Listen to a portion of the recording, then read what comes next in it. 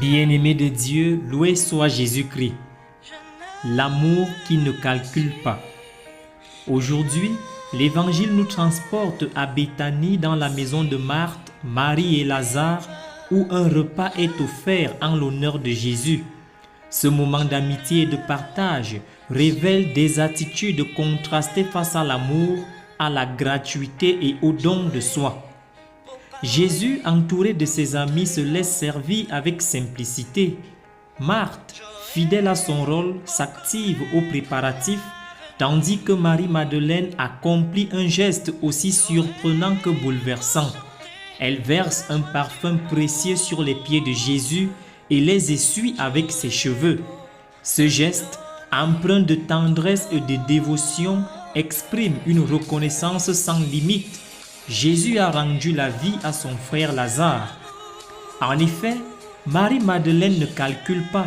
Son amour est surabondant comme celui de Dieu qui ne mesure pas ses grâces. Jésus accepte cet hommage avec bienveillance, montrant ainsi que l'amour vrai ne craint pas les manifestations concrètes. Pourtant, ce geste provoque une réaction violente. Judas s'indigne, criant au gaspillage. Sous couvert de charité envers les pauvres, il révèle en réalité son attachement à l'argent. Son calcul égoïste contraste avec la générosité pure de Marie-Madeleine. Jésus répond avec fermeté, « Laisse-la ». Ce parfum, dit-il, anticipe l'embaumement de son corps pour la sépulture. Derrière ces mots se cache une vérité profonde. L'amour authentique ne se justifie pas. Il est don total, parfois incompris, mais toujours nécessaire. Cet épisode nous interroge.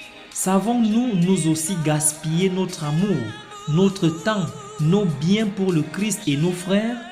Ou bien, comme Judas, rationalisons-nous toute gratuité au nom d'une pseudo-efficacité?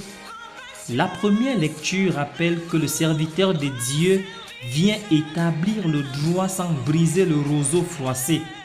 De même, Jésus accueille avec douceur l'offrande de Marie-Madeleine sans la juger excessive.